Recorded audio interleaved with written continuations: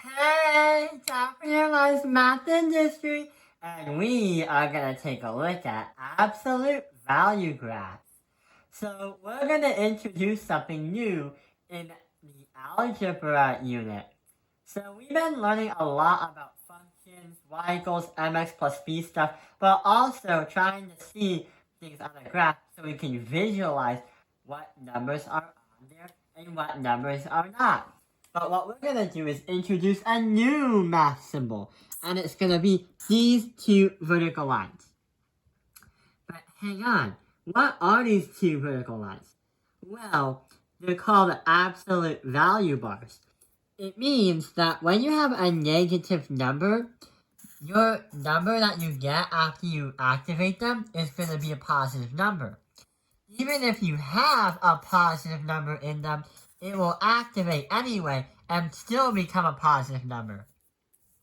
What it's meaning is anything that's an absolute value bars will always become a positive number or a positive integer.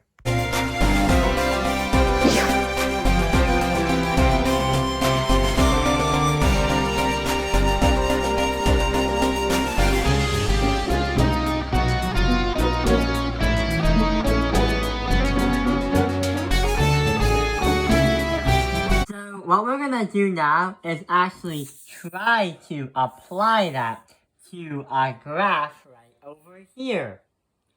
So we have the function of x equals the not parentheses, the absolute value of x. So this should be very, very easy.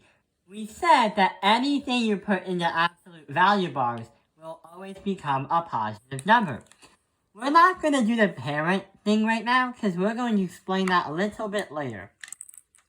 What we're going to do is use the numbers -2, -1, 0, 1, and 2. When you play around with absolute value bars, these are the numbers that are recommended if you want to try out if they are really absolute value bars. So the absolute value of -2 is a positive 2. The absolute value of -1 is a positive 1. 0, 0, positive 1, positive 1, positive 2, positive 2. Even if you put a positive number in an absolute value, it will still always, no matter what, become a positive number. So what is it going to take a look at? What is it going to look like on a graph? Well, since we have positives and negatives, and since the slope is going to be just x, it's going to look something like this. But what we're going to do is look at it on a different way, like this.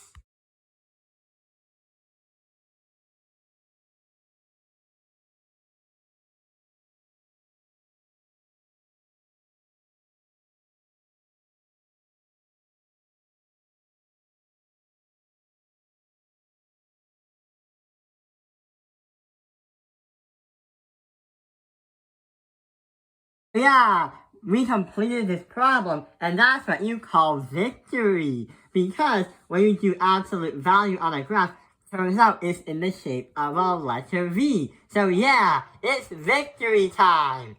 But hang on, what happens if we try to solve another one of these? Well, what we can do is try to look out for this one. But we have 1/2 absolute value bars of x plus 1. How are we going to solve that out? Well, just by looking at this, something seems a little bit like it reminds me of something. Well, we have a 1/2, something that looks like parentheses, which even though they're not, and a plus 1. What can we be reminded of? Well, it reminds us of what happens over here. Remember how in a few videos ago we did a times f of x minus c plus d? That is the equation to help us understand a translation, which helps us move something or someone or a line on a graph. And the equation right here is kind of like the same thing. So when we have absolute value bars in play, you can have absolute value bars as parentheses. they act just like the same rule, even though they're not. It's just kind of the format that we use in this math idea.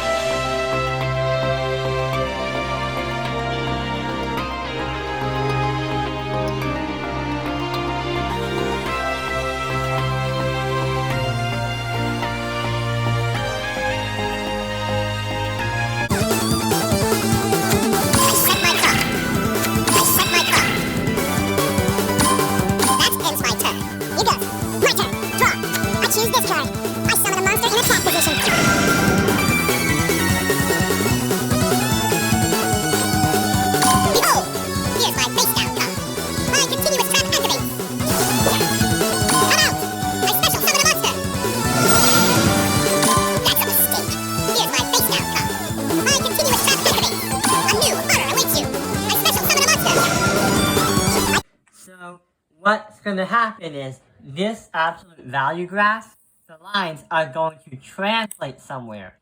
And not only that, now we know what the parent is. The parent is the type of function that we're using. Since we're using absolute value bars instead of parentheses, our parent is the absolute value of x. Therefore, from the last problem, we can say that since we also have the value, absolute value of x, we could also do the absolute value of x. That would be the parent for this one. So going for this one, let's try to solve it out. We're going to use numbers -2, -1, 0, 1, and 2. And what's going to happen is we're going to have 2, 1, 0, 1, 2.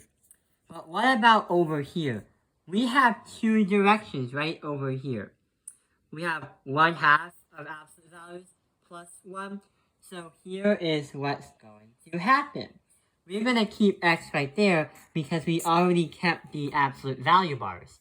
But also, we're going to do 2 1/2 of y plus 1 as a direction to help us remind here, to help us with 1/2 here and a plus 1. So here's what's going to happen. We're going to say -2, -1, 0, and 1, 2, because nothing changed from the x to x. But what about the y? 1/2 of 2 is going to be 1 plus 1 is going to be 2. 1/2 of 1 is 0.5 plus the 1 is going to be 1.5. Hang on, -1.5. Because there are no absolute value bars. 1/2 of 0 is 0. And when you add that by 1, you get 1. Then 1 of 1/2 plus 1 is 1.5 but a positive. And 2 of 1/2 is 1 plus 1 is 2, which is positive 2. So what is the graph going to look like? Well, since we have something that looks like y equals mx plus b, we know that the y-intercept is going to be a plus 1. But also, the absolute value bars, or the absolute value on the graph, is going to be a little bit more open than this. Instead, it's going to kind of look like this. Like a little bit more open. Let's see it on a graph on a computer.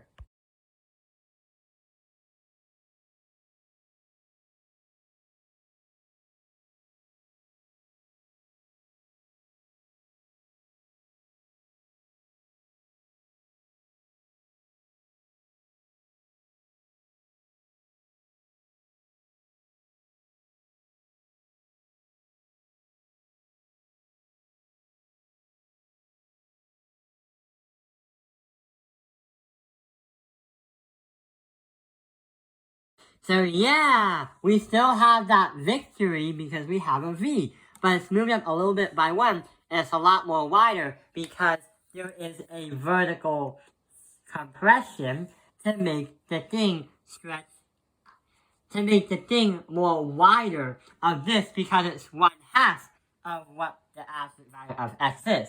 So that's what the graph looks like. And that also explains how we can show and demonstrate what absolute value bars and what absolute value equations look like on a graph. I hope this video has helped you understand absolute value graphs. Thank you for watching California Alliance Math Industry. Like and subscribe!